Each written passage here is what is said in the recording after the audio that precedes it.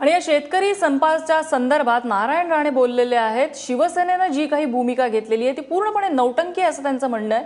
त्यांच्याशी बातचीत केली आमच्या प्रतिनिधींनी, पाहूया नारायण राणे काय म्हणतात। मंत्रिमंडळाच्या बैठकीवर आम्ही बहिष्कार टाकल्याचं शिवसेनेचे मंत्री म्हणतात, परंतु दुसरीकडे मात्र भाजपचे मंत्री सांगतायत की शिवसेनेचे नेते हे मुख्यमंत्र्यांची परवानगी घेऊन गेले।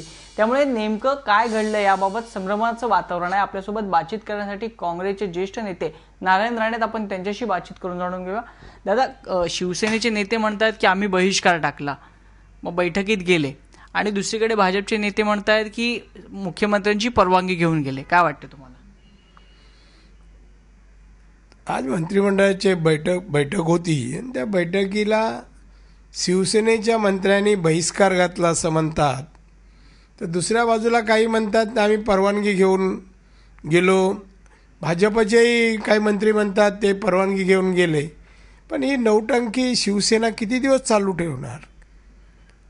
कारण शिवसेना जो प्रकार सत्तेत राहून करते, एक तर सत्तेतून बाहेर पडत नाही, शेतकऱ्यांना कर्जमाफी द्या नाहीतर आम्ही सत्ता सोडू, याला सांगून पण 2 वर्ष झाली, सत्ताही सोडत नाही, आणि दुसऱ्या बाजूला शेतकऱ्यांना न्याय देण्यासाठी रस्त्यावर येत नाही।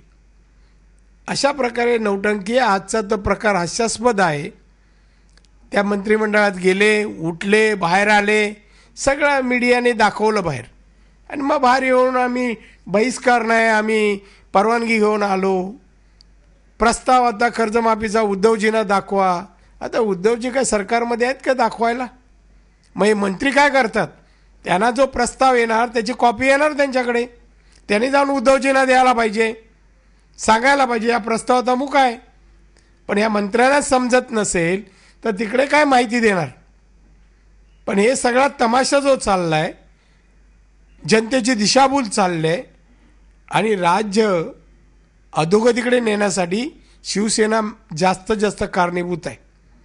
कारण सत्तेत राहून इथे विरोध करायचा आणि शेतकऱ्यांना सांगायचं आम्ही तुमच्याच बरोबर आहे, आणि म्हणून सांगितलं ही नौटंकी आहे, ही दिशाभूल करणारी यांची हे निर्णय आहेत, हे सरकारला पोषक नाही आणि जनतेलाही पोषक नाही। शेतकऱ्यांची दिशाभूल करण्याचं म्हणताय, पण दुसरीकडे शिवसेना डबल गेम खेळते का भाजपसोबत आणि शेतकऱ्यांसोबत? कारण का याचा नौटंकी म्हणजे काय? भाजप बरोबर सत्तेत राहण्यासाठी भाजप सोबत आहे सांगतात, आणि दुसऱ्या बाजूला शेतकऱ्यांना आम्ही तुमच्या बरोबर आहोत, तुमच्यासाठी आम्ही राजीनामे देऊ।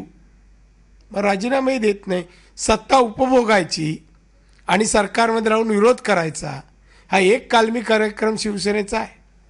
कोण गंभीर नाही नेता ना त्यांचा, ना राजकीय निर्णय घेताना जनहित लोकहित हे डोळ्यासमोर ठेवत नाही।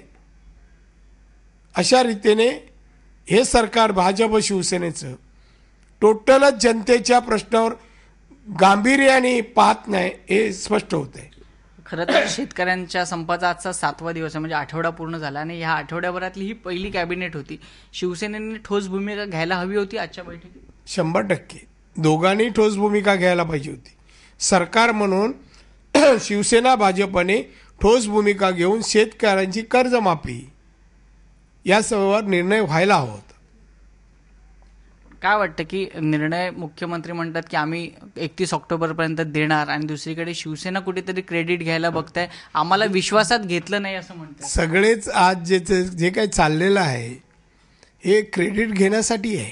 शेतकऱ्यांचा जीव जातोय, शेतकरी आत्महत्या करतायत, शेतकरी रस्त्यावर आलाय, लाठीचार्ज होतोय, शेतकऱ्यांवर केसेस घेत आहेत, हे एका बाजूला चालू आहे, तर दुसऱ्या बाजूला शेतकऱ्यांकडून आम्हीच तुमचं काम केलं म्हणून श्रेय उचलण्यासाठी हे असं नौटंकी चालू आहे।